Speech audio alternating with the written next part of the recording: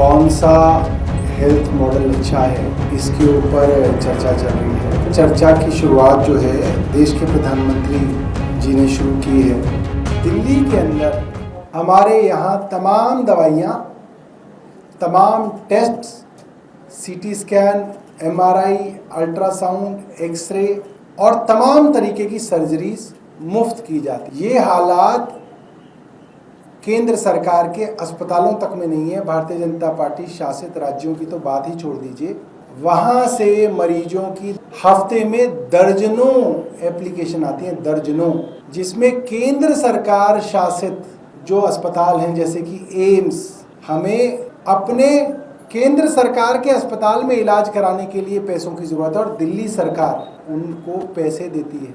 जो स्कीम्स हैं वो इतनी बेहतर हैं कि केंद्र सरकार की कोई स्कीम उनके सामने नहीं टिकती। दिल्ली सरकार की अस्पतालों के अंदर तो हम उनकी सर्जरीज प्राइवेट अस्पतालों में निःशुल्क कराते हैं। ये मुझे लगता है कि शायद हमारा दिल्ली का मॉडल इकलौता ऐसा मॉडल है। और चाहे 5 लाख का इलाज हो, चाहे 50 लाख का इलाज हो, चाहे उसकी न्यूरो सर्जरी हो या उसकी कार्डियक सर्जरी हो या उसकी प्लास्टिक सर्जरी हो, सारा का सारा इलाज का खर्चा दिल्ली की चुनी हुई सरकार देती है। केंद्र की स्कीम पहली बात तो एक फेल्ड स्कीम है, कहीं पे वो है ही नहीं, वो कागजों में है वो स्कीम।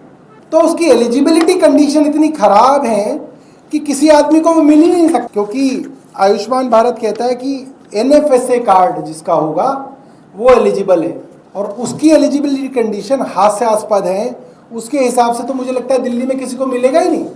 किसी के पास 2 व्हीलर मोटराइज व्हीकल हो, वॉशिंग मशीन हो, टेलीफोन हो, फ्रिज हो। मैं जानना चाहता हूं भारतीय जनता पार्टी के लोगों से, दिल्ली के अंदर मुझे कुछ घर दिखाइए जिनके पास फ्रिज नहीं है।